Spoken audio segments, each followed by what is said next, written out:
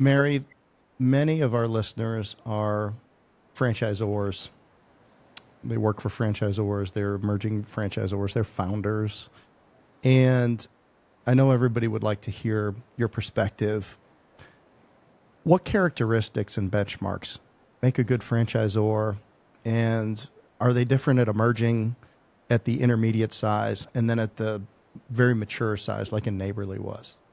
Yeah, I've always said there's emerging, established, mature companies, franchisors, you could call it anything. And there Mm-hmm. are good and bad things about every stage. Like an emerging stage, you're more nimble, you can try more things, you can turn the boat faster and quicker. You have a group of pioneer franchise owners that are more willing to try that. But you don't have established routines, and people are learning some lessons the hard way. When you're established, you have more of the system and the system of the system, and that system is growing it because you have this great process. When you get to mature, but also now you're slower, and people are Right. starting to say it's not the way it used to be. And I Right. always tell people, and I don't know if you ever heard this, but I'm like, it's not the way it was when the family ran it. That's And what right. I would always say is, thank goodness we had the family to start this. Thank goodness we had the founder, because I'm grateful to founders, because I've never been a founder. I think about all the good that has come from the world from founders, and you have to be able to scale that. And if what got us here isn't going to get us there. And Right. so when you get to the established side, you have to really focus on, do you have the right leadership in place that can then take it to really to the growth side. And the mature side is the good side of the mature side is it's a machine and it's running. The bad side is people are comfortable and they're not looking for ways to improve the business. And so you have to almost reinvent yourself, disintermediate yourself, and go back. But I say there are some things that are good franchising no matter what size you are. The first is that you've got a good, strong support system, meaning for the franchise owner, that when you sell a franchise, there's somebody there that's going to make sure that franchise owner gets opened as quickly as possible, in the most efficient and effective way, that they're going to get to cash flow break even as quickly as possible, that they've got money coming in the door because they need that money coming in the door, and they've probably put their life savings in. I remember Right. one of my sisters asked me when we opened our first location, what happens if you fail? And I'm like, failure's not an option because everything we owned we put in this business. It was very personal. It's very personal. Right. So you've got to have, yes, you sell a franchise and you have to be able to do that, but you have to be able to support that franchise owner as well and get them open and operating. And then you need to take that owner that's open and operating and help them grow and be a good coach. And coaching is different than nursing. Nursing is, I know you don't feel well, why don't you sit here and put your feet up? Coaching is, I know you don't feel well, but you got to go run 10 more laps. So I Right. always say, comfort is the enemy of growth. You cannot, the minute you feel comfortable, or you have franchise owners that are feeling comfortable, you're starting to be in a bad place, because you're not going to grow the way they're not going to grow the way they need to grow as well. And then lastly is, and Jeff, you've probably heard this 1,000 times, it's all about the unit level economics. Right. Are you helping your franchise owners be profitable? There's only three things that any business owner can do with profit: pay themselves, pay down debt, and put it back in the business. They have to do all three. And so it is incumbent upon good franchisors make sure that before anything else. Somebody in the industry talking about how they sort opportunities, and it all came back to the fact is it a business that people can make money? Because at the end of the Mm-hmm. day, there's a lot of businesses that can create a lot of activity, but they have to be able to create a good commercial return on a franchise owner's time, energy, money, and their opportunity cost. Mm-hmm. Because sometimes, and I've had this too, where you get a franchise owner that left a super high paying job, and they come Yes. in and they right, I mean, super high paying job, and they decide that they want to be a business owner and build an empire, and they get into it, and maybe after 2 years they've got a really nice business, and they're performing, and they're maybe above middle of the pack, maybe 70th percentile or something like that. But at the end of the day, it's not the easiest dollar they can make. They're like, I worked half the time and I made a little bit more doing my other. And I'm like, well, if you can make that much money playing golf, then you Go play probably golf. should. Yeah. You probably should. Yeah. But, and those aren't horrible situations. But from the perspective of a franchisor, in terms of values, in terms of how unit economics are everything until there's a problem. Okay. And now where does the relationship come in? And, I've never been one to go to the contract. I mean, I pick up the phone, you pick up the phone with owners, part of leadership is accessibility and just being available to people when they need you and not saying, I'm too busy, talk to me in 13 days or something like that. I mean, it takes 5 minutes to pick up the phone and acknowledge somebody, to really hear what's going on and get something moving that is responsive to whatever challenge it is they're having.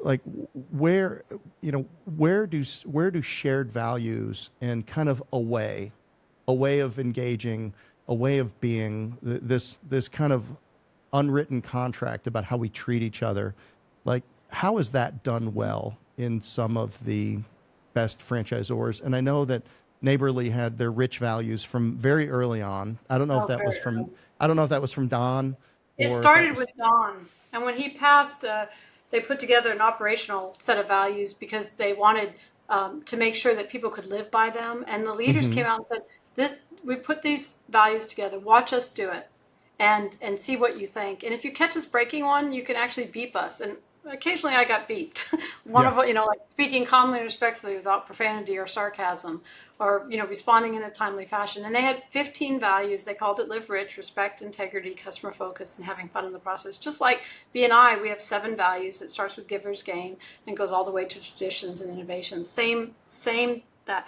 I'm a huge fan, and it's probably because my days in the Marine Corps, my days at Neighborly, my days here at BNI, I have chosen organizations that are rich in culture and a high set of values, because I think diversity is very important.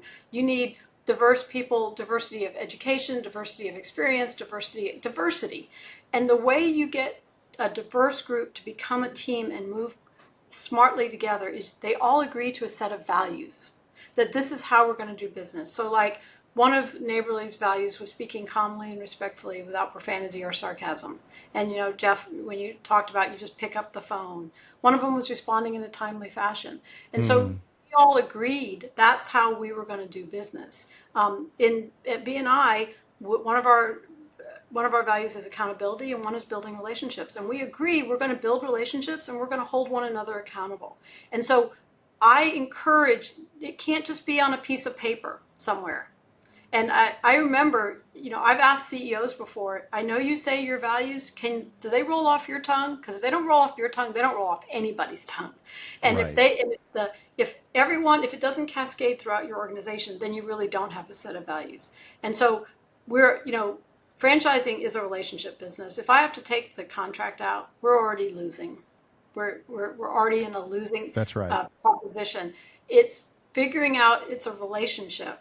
And when something's going wrong, I've got to listen really, really hard and understand what really is happening. I have to listen to what they're saying and what they're not saying and understand. And then I need to live by these values that we said we were going to live by.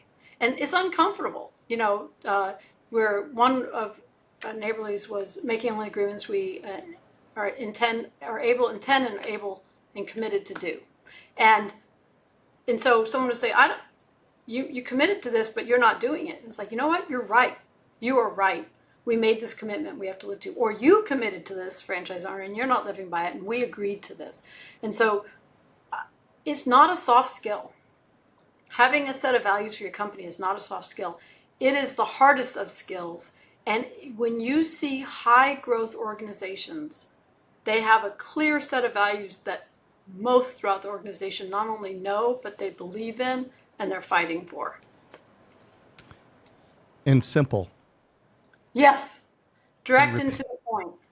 Direct into the point, and there has to be an action that is taken that would demonstrate the value. Yes, They I have to be. absolutely agree. Yeah, they have to be. They have to be. Well, are those nouns or verbs that are actions? I think they're verbs. They're You know, I went to verbs. public Yeah. school, Well, Mary. like building relationships, that's a verb. Givers gain, that's a verb. Right. If you think about that. Um, Yeah. Ours are community, accountability, respect, excellence, and servant's heart. Cares. So and I also love that it spells out something. yes. Uh, and I think they should roll up to what your vision is. BNI, we're very, very clear about our vision, change the way the world does business. And Yeah. those values roll up to how we do that. It's our rule book for how we're going to work with one another.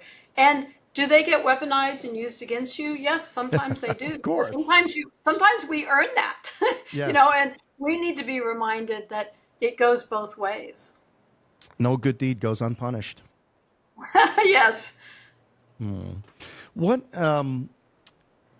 you've been a part of all kinds of brands at Neighborly. Some were large legacy systems that were acquired. There was other more emerging type brands. Mhm.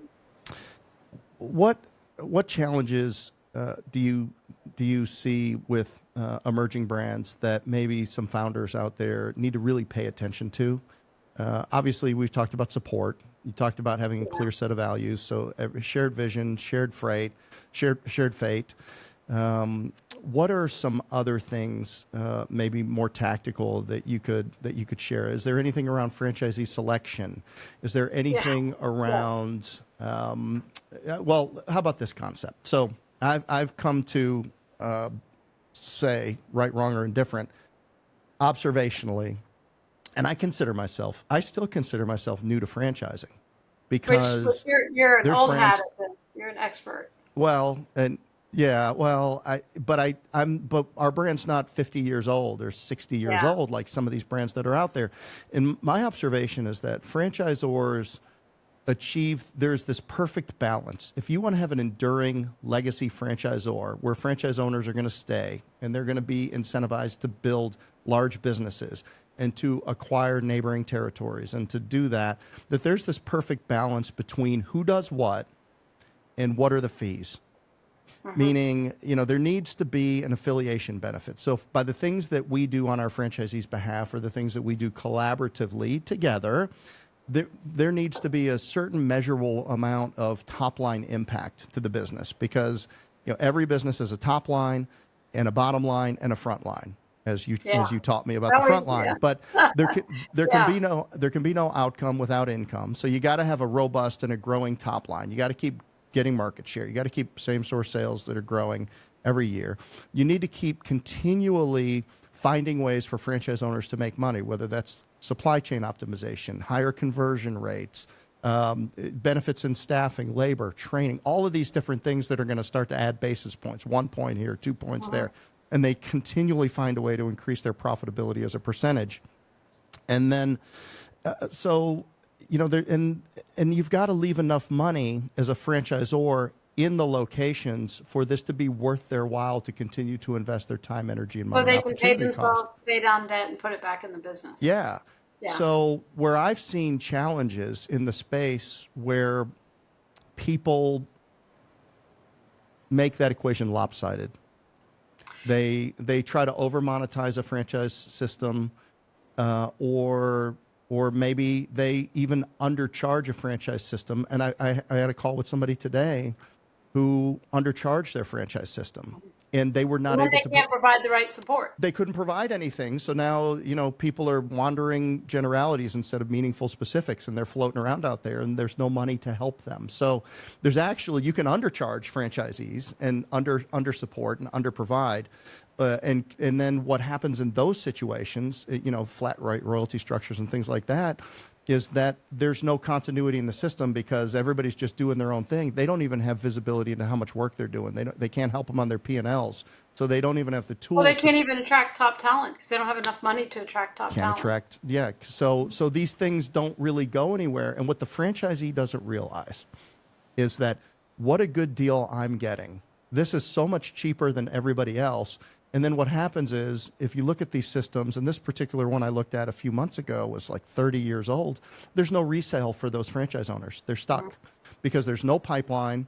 There's no track record, there's no support. So they've built these businesses on this flat rate royalty, but they really can't grow the businesses in a meaningful You way. do So get what you pay for. a I truly hundred do percent. believe that. And, you know, on the whole, as we were talking about good health, it's not one thing I do that keeps me healthy. It's how I eat, it's the vitamins I take, it's the Sure. exercise I do. So as a franchisor, it's, especially emerging franchisors, sometimes what happens is they're selling a lot of franchises. You're like, look, the money's coming in, but so much of the money is going out as is coming in, they're not royalty sufficient. So Yeah. you have to get to royalty sufficiency as quickly as possible, because that's going to pay for the support of your franchise owners, and that is what's going to grow your franchise more than anything. And yes, you have to have R&D, and you need to be thinking about the, like as we've been doing, where do we deploy AI, where do we deploy new things. But what's going to grow our franchise owners the best and fast is executing brilliantly at their location. And so first and foremost, I've got to make sure I've got enough royalties coming in that they're not going to somebody else, that I'm not paying a percentage of my royalties to somebody else, because I need that money to attract top talent. I need that money to simplify processes, because how we help franchise owners make money is we help them figure out the best way to market, figure out the best way to deliver the service or product in the least expensive way, so they can hold on to the most amount of their profit. Right. That's what a franchisor does. And so it's all of that combined.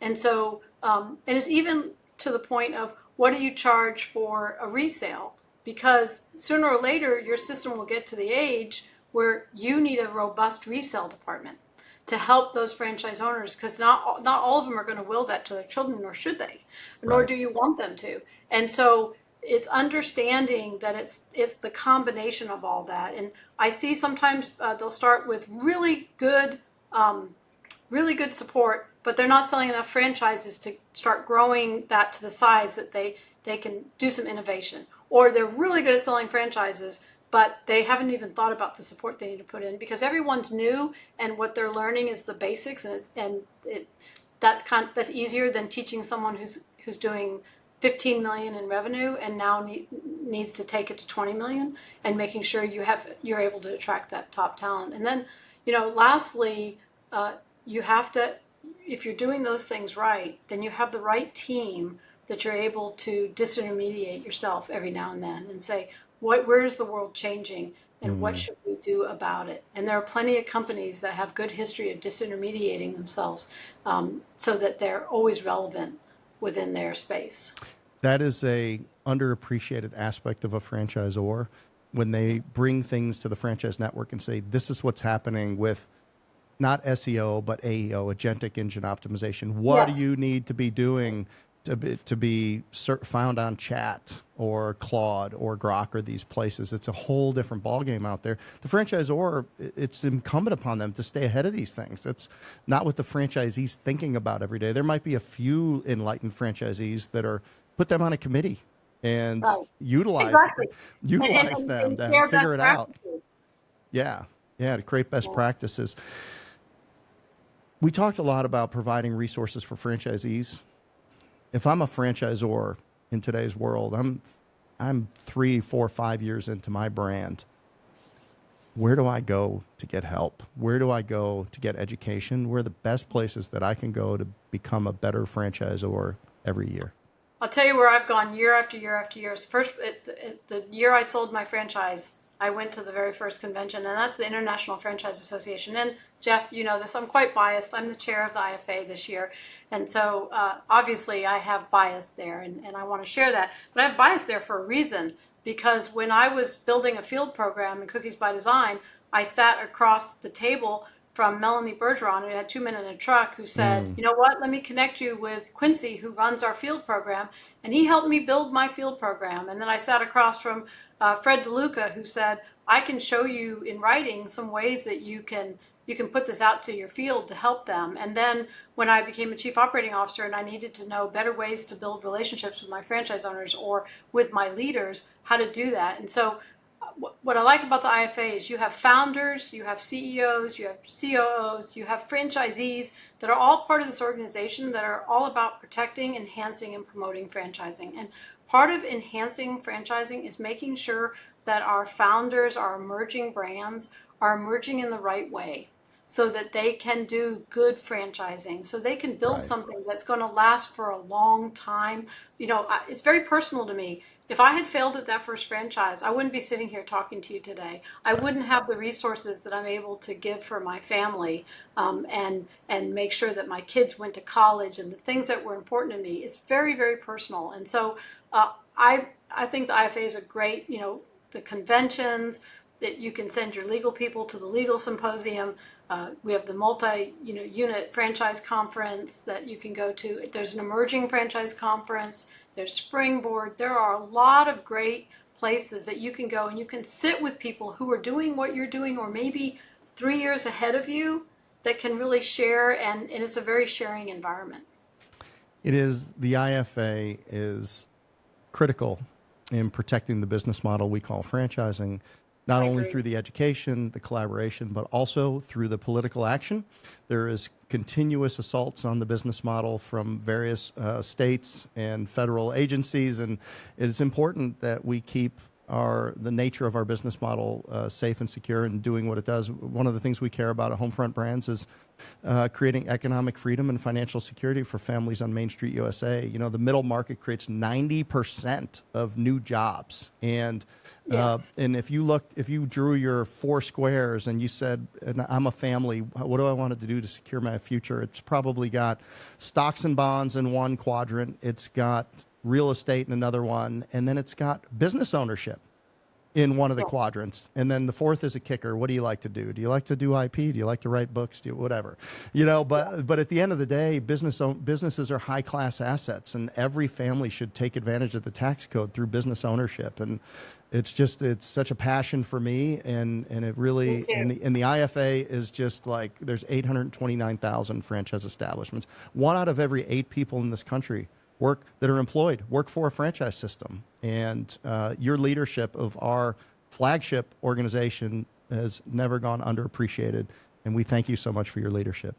It's my honor to serve, and I felt compelled to serve in the industry that has done so much for me and my family. I'm living proof that you can take a girl out of the Marine Corps who no one in her family ever owned their own business and actually control your own destiny and build wealth through business ownership because you were part of something that was bigger than you. And you've heard this 1,000 times. In franchising, we say you're in business for yourself, but not by yourself. I think IFA takes that out as well. If you're on the franchisor side, you don't have to be in business by yourself. You can be with another group of people that believe what you believe, that believe that you can create this great place, that you can be operationally excellent. You don't have to reinvent the wheel, and you can create wealth for your family. And that is why I'm still doing this, because I don't think there's anything better. Yeah, me too. I sold my business when I was 50 years old. It was 2019, and I Gosh, already. stayed on the sidelines as an investor advisor and played around in a few things for a few years. But then I was like, what am I going to do? I'm going to take all of this hard work away to some golf course or some fishing boat somewhere and do nothing with it, or you can impact families and take what you've learned and step out and into the game.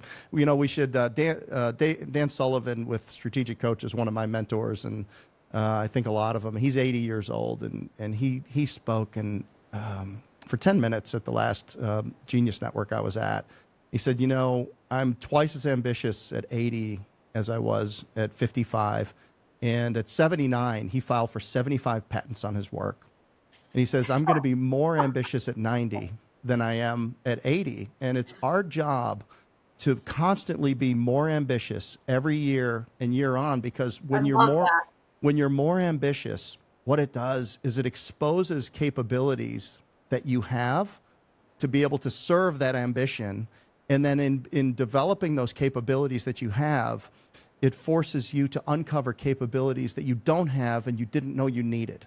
So that's where all the growth comes from. It comes from your ambition. And people say, well, I can't have a family and be ambitious, or I've got to sacrifice. I don't believe that's true. I just don't think you're doing it right. Like, you should be able to be as ambitious as you want to be in your business and be ambitious in your personal life and accomplish all of your goals. And I think the more ambitious you are, the easier it is to accomplish the things that you set out to in life? You know, I get asked, I think sometimes women leaders get asked this more than others, but I bet you've been asked this as well, is how do you find balance? And I always say, I don't have any balance, because balance assumes that everything is exactly even. What's even over here is even over here. I don't seek balance. I seek out harmony. Harmony is like, you know, one of my favorite songs is Bohemian Rhapsody. I love that song by Queen. And that song has big, loud, crashing parts, and it has quiet, beautiful melodies, and it has absolute silences in it. And what I want is this beautiful song. Sometimes my life is crashing and loud. Sometimes it's got a beautiful melody. Sometimes it's got this just quiet moment that punctuates everything. And in the end, it's this amazing song. And part of that amazing song is being ambitious, is understanding that you're here to do something. You're here to get something done and serve others. And that's why I'm still doing what I'm doing, because for me, there's nothing more thrilling than serving others. It's a beautiful analogy. So here's to a great song. It is a great song.